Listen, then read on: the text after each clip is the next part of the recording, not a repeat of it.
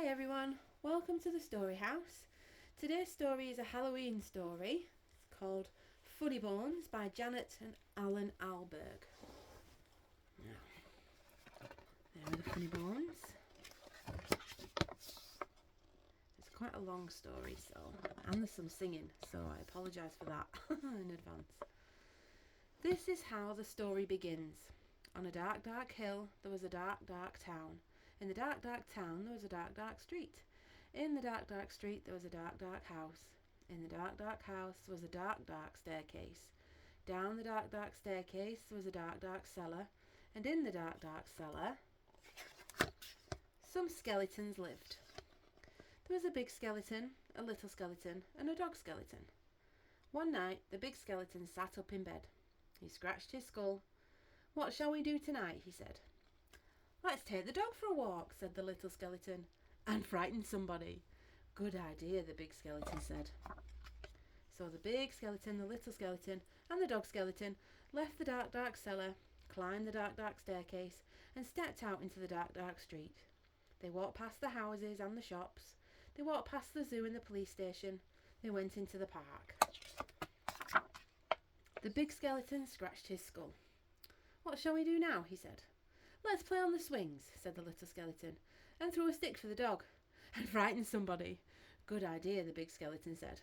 So the big skeleton, the little skeleton, and the dog skeleton walked round the dark, dark pond, past the dark, dark tennis courts, and up the dark, dark swings. The big skeleton and the little skeleton played on the swings. They threw a stick for the dog. Suddenly, something happened. The dog skeleton chased the stick, tripped over a park bench, bumped into a tree, and ended up as a little pile of bones. "Look at that," the big skeleton said. "He's all come to pieces. What shall we do now?" "Let's put him together again," the little skeleton said. So the big skeleton and the little skeleton put the dog skeleton together again, and they sang a song while they did it.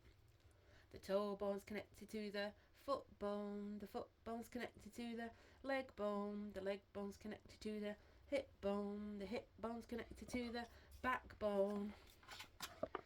Then they got mixed up. "Is that a toe bone?" the little skeleton said. "Where does this one go?" said the big skeleton. When they had finished, the big skeleton said, "That dog looks a bit funny to me." "So he does," said the little skeleton. "We've got his tail on the wrong end and his head."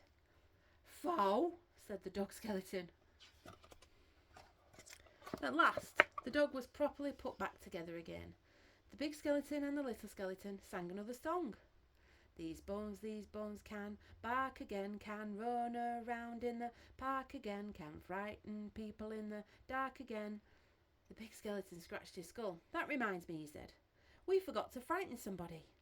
"Let's do it on the way home then," said the little skeleton. "Good idea," the big skeleton said.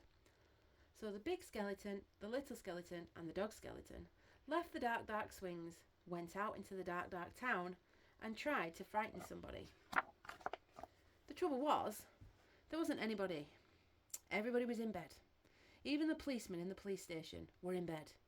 Even the animals in the zoo.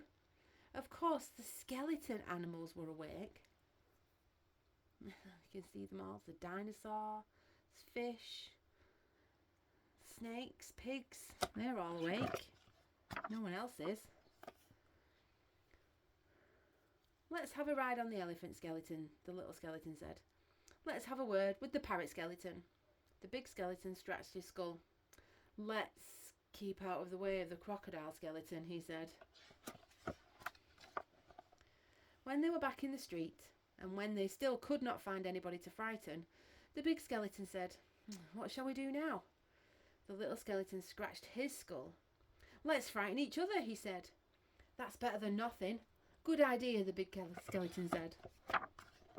So after that, the big skeleton frightened the little skeleton frightened the big skeleton and the little skeleton frightened the dog skeleton, and the dog skeleton frightened them.